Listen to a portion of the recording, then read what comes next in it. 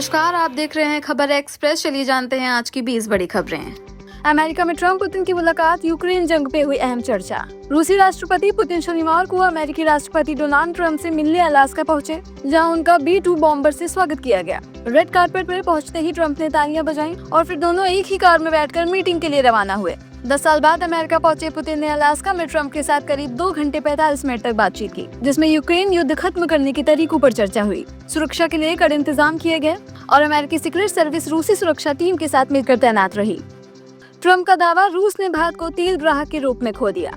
अमेरिकी राष्ट्रपति Donald Trump ने शुक्रवार को कहा कि रूस ने अपने बड़े तेल ग्राहकों में से एक भारत को खो दिया। ये बयान ऐसे समय आया जब अमेरिका भारत पर रूसी तेल खरीदने को लेकर 25% एक्स्ट्रा जुर्माना लगाने का ऐलान कर चुका है। हालांकि फॉक्स न्यूज से बातचीत में ट्रंप ने साफ किया है कि रूस में तेल खरीदने वाले बाकी देशों पर अभी वह ऐसा अतिरिक्त शुल्क लगाने का इरादा नहीं रखते हैं, लेकिन 2 से 3 हफ्तों में इस पर सोचा जा सकता है।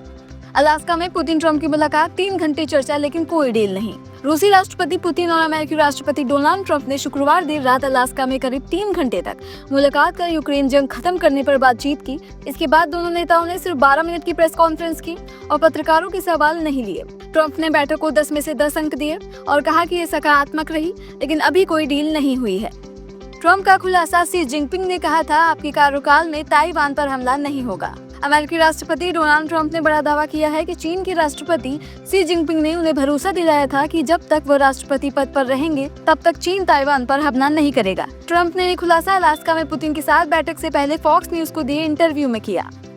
I don't believe there's any way it's going to happen as long as I'm here. We'll see. He told me I will never do it as long as you're president. As President Xi told me that. And I said, well, I appreciate that. But he also said, but I am very patient. And China is very patient. I said, well, that's up to you. But it better not happen now. Jharkhand के शिक्षा मंत्री रामदास सोरेन का निधन, जमशेदपुर में हुआ अंतिम संस्कार। झारखंड के शिक्षा मंत्री रामदास सोरेन का शुक्रवार देर रात दिल्ली के अपोलो अस्पताल में 62 साल की उम्र में निधन हो गया। सिर पे गंभीर चोट लगने की वजह से उनका 2 अगस्त से इलाज चल रहा था। शनिवार को उनका अंतिम संस्कार जमशेदपुर में किया गया। इससे पहले उनका पार्थिव शरीर दिल्ली में रांची लाया गया, जहां विधानसभा में उन्हें श्रद्धांजलि दी गई। फिर घाटशिला होते हुए जमशेदपुर ले जाया गया।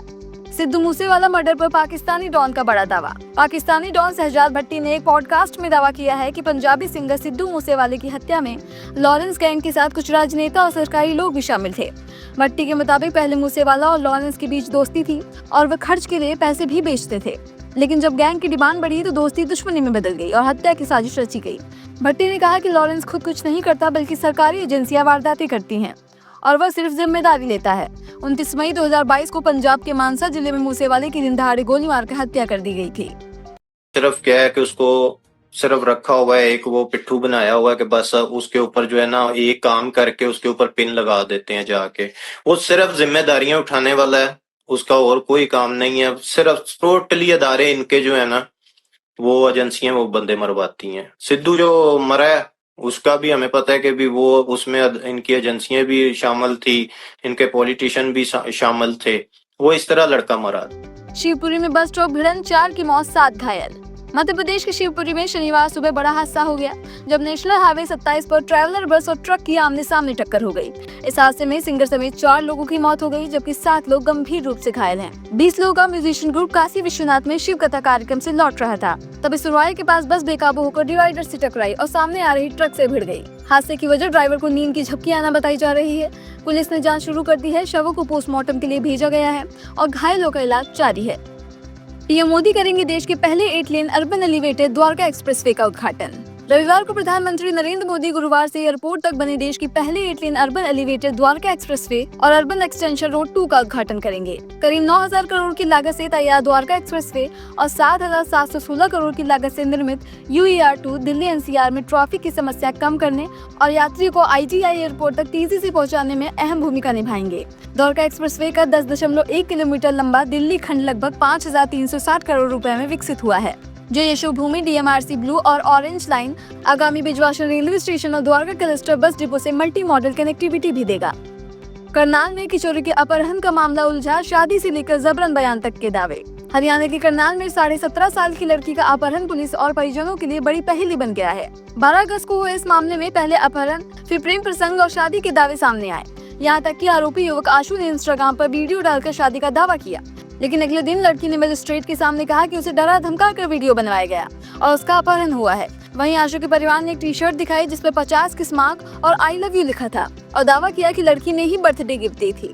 फिलहाल आरोपी आशु घायल होकर पुलिस हिरासत में अस्पताल में है। उसके 2 दोस्त गिरफ्तार हैं और पुलिस कॉल डिटेल्स खंगाल रही है। एनसीईआरटी ने जारी किए नए मॉड्यूल्स, बंटवारे के दोषियों पर मिली नई जानकारी। एनसीईआरटी ने क्लास 6 से 8 और 9 से 12 के लिए 2 नए मॉड्यूल्स जारी किए हैं, जिसमें देश के बंटवारे की विभीषिका पर चर्चा की गई है। इसमें मोहम्मद अली जिन्ना कांग्रेस पार्टी और लॉर्ड माउंटबेटन को बंटवारे का दोषी बताया गया है। मॉड्यूल के अनुसार जिन्ना ने बंटवारे की मांग की, कांग्रेस ने इसे स्वीकार किया, अब माउंटबेटन ने इसे लागू किया। विभाजन के दोषी टॉपिक में जोड़ी गई इस जानकारी के साथ देश के पहले प्रधानमंत्री जवाहरलाल नेहरू के भाषण भी शामिल हैं, जिसमें उन्होंने कहा था कि हमें या तो विभाजन स्वीकार करना होगा या लगातार संघर्ष और अराजकता झेलनी होगी। रीवा में मजार पर तोड़फोड़, इलाके में तनाव, पुलिस ने संभाला मोर्चा। मध्य प्रदेश के रीवा जिले में गोरगी गांव में असामाजिक तत्वों ने सैकड़ों साल पुरानी गाजी मियां की मजार में तोड़फोड़ कर धार्मिक झंडा फहरा दिया। मजार और पास के स्थित हनुमान मंदिर में दोनों समुदाय के लोग बड़ी संख्या में आते हैं, जिससे इलाके में तनाव का माहौल बन गया है। घटना की सूचना मिलते ही पुलिस मौके पर पहुंची और 1 किलोमीटर के एरिया को पुलिस छावनी में बदल दिया। पुलिस ने अज्ञात आरोपियों के खिलाफ FIR दर्ज कर जाँच शुरू कर दी है। वहीं दोनों समुदाय के प्रतिनिधियों ने शांति बनाए रखने की अपील की है। अहमदाबाद रिवर फ्रंट पर मां बेटी ने लगाई छलांग, दोनों की मौत। अहमदाबाद की साबरमती रिवर फ्रंट से दिल दहला देने वाला मामला सामने आया है, जहां मां बेटी ने आत्महत्या के लिए नदी में छलांग लगा दी। घटना का 5 सेकंड का वीडियो भी सामने आया है, जिसमें मां का शव बहता दिखा और बच्ची उसकी छाती पर थी। लोगों ने बचाने की कोशिश की, लेकिन मां की मौके पर मौत हो गई और बेटी भी इलाज के दौरान जिंदगी हार गई। पुलिस मामले की जाँच कर रही है। कोलकाता में the Bengal files trailer launch पर हंगामा। कोलकाता में शनिवार को फिल्म द बंगाल फाइल्स के ट्रेलर लॉन्च के दौरान जमकर हंगामा हुआ। कार्यक्रम एक निजी होटल में होना था, लेकिन डायरेक्टर विवेक अग्निहोत्री ने आरोप लगाया है कि ट्रेलर लॉन्च रोकने के लिए पुलिस तक भेजी गई और हमें ट्रेलर दिखाने से रोका गया। उनका कहना है कि बंगाल में कुछ लोगों की राजनीतिक महत्वाकांक्षा पूरी करने के लिए पुलिस का गलत इस्तेमाल किया जा रहा है। विवेक ने कहा, अगर ये तानाशाही या फांसीवाद नहीं है तो क्या है?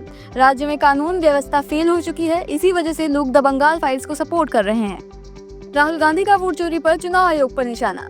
कांग्रेस नेता राहुल गांधी ने एक बार फिर वोट चोरी को लेकर चुनाव आयोग को घेरा है। उन्होंने शनिवार को सोशल मीडिया पर लापता वोट लिखकर एक वीडियो शेयर किया और लिखा, चोरी चोरी चुपके चुपके अब और नहीं, जनता जाग गई है।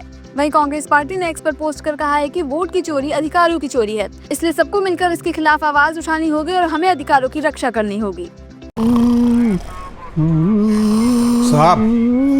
साहब रिपोर्ट लिखाना है।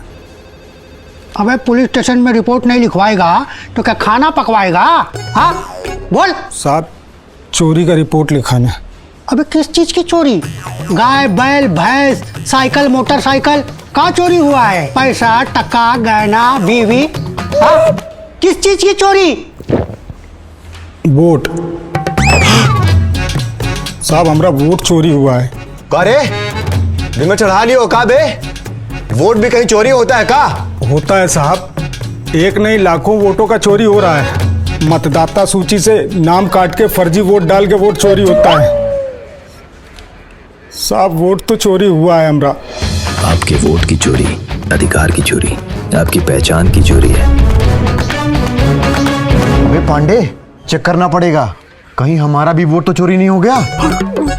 वोट चोरी के आरोपों पर चुनाव आयोग की सख्त नसीहत। चुनाव आयोग ने शनिवार को राजनीतिक दलों और नेताओं को चेतावनी दी कि पुराने चुनाव की वोटर लिस्ट में गड़बड़ी का आरोप लगाना गलत है, क्योंकि इसके लिए तय प्रक्रिया उस समय पहले से ही होता है। आयोग ने प्रेस नोट जारी कर कहा कि वोटर लिस्ट तैयार करने की प्रक्रिया में राजनीतिक दल भी शामिल रहते हैं, लेकिन कई पार्टियां उनके बूथ एजेंट समय रहते आपत्ति दर्ज नहीं कराते। दरअसल कांग्रेस नेता राहुल गांधी ने 7 अगस्त को 1 घंटे 11 मिनट का प्रेजेंटेशन देकर वोटर लिस्ट में गड़बड़ी के लिए चुनाव आयोग और भाजपा पर मिलीभगत का आरोप लगाया था। जीएसटी सुधार के बाद कई चीजें हो सकती हैं सस्ती। रिपोर्ट्स के मुताबिक सरकार ने नए जीएसटी स्ट्रक्चर में सिर्फ 5% और 18% की 2 टैक्स स्लैब का प्रस्ताव रखा है। इसमें लोगों की रोजमर्रा में इस्तेमाल होने वाली कई चीजें सस्ती हो सकती हैं, क्योंकि 12% और 28% टैक्स स्लैब से हटाकर इन्हें 5% स्लैब में लाया जाएगा। इसमें मक्खन, घी, स्नैक्स, मोबाइल फोन, कंप्यूटर, जूते, कपड़े, कृषि उपकरण, वाटर हीटर और वाटर प्यूरिफायर जैसी चीजें शामिल हो सकती हैं। उपराष्ट्रपति पद की रेस में आरिफ मोहम्मद खान का नाम भी शामिल। एनडीटीवी की रिपोर्ट्स के मुताबिक उपराष्ट्रपति पद के लिए बीजेपी नीत एनडीए गठबंधन के संभावित उम्मीदवारों की लिस्ट में बिहार के राज्यपाल आरिफ मोहम्मद खान का नाम भी शामिल है। इसके अलावा दिल्ली के एलजी विनय सक्सेना और जम्मू कश्मीर के एलजी मनोज सिन्हा भी दावेदारों में शामिल हैं। उदयपुर फाइल्स की कमाई पर प्रोड्यूसर का फूटा गुस्सा। कन्हैयालाल हत्याकांड पर बनी फिल्म उदयपुर फाइल्स की सिर्फ 1.54 करोड़ की कमाई पर प्रोड्यूसर अमित जानी भड़क गए। उन्होंने कहा कि हिंदुओं ने दूसरी फिल्मों पर खूब खर्च किया, लेकिन इस फिल्म को देखने के लिए पैसे नहीं निकाले। उन्होंने तंज कसते हुए कहा कि अब जब रजनीकांत और ऋतिक रोशन की नई फिल्में आएंगी तब तो सभी के पास पैसा आ जाएगा। बिहार में उद्योगों को मुफ्त जमीन और युवाओं को मिलेगा रोजगार। सीएम नीतीश कुमार ने बड़ा ऐलान किया है कि अधिक रोजगार देने वाले उद्योगों की मुफ्त जमीन और स्पेशल इकोनॉमिक पैकेज मिलेगा। साथ ही कैपिटल और इंटरस्टेट सब्सिडी दोगुनी हो जाएगी। जीएसटी इंसेंटिव भी बढ़ाया जाएगा। सरकार का लक्ष्य है कि 1 करोड़ युवाओं को रोजगार दिया जाए। ऑपरेशन सिंदूर में भारत ने 150 पाक सैनिकों को किया ढेर। पाकिस्तानी मीडिया की एक सूची से खुलासा हुआ है कि पहलगाम हमले के जवाब में भारतीय सेना ने मई में ऑपरेशन सिंदूर चलाया था, जिसमें करीब 150 पाकिस्तानी सैनिक मारे गए। हालांकि बाद में ये आर्टिकल हटा दिया गया, लेकिन इसका लिंक ओशियंट अपडेट्स ने सोशल मीडिया पर शेयर किया है। ये थी आज की 20 बड़ी खबरें। ऐसे ही और खबरों को जानने के लिए हमारे चैनल को सब्सक्राइब करें, लाइक करें और शेयर करें। धन्यवाद।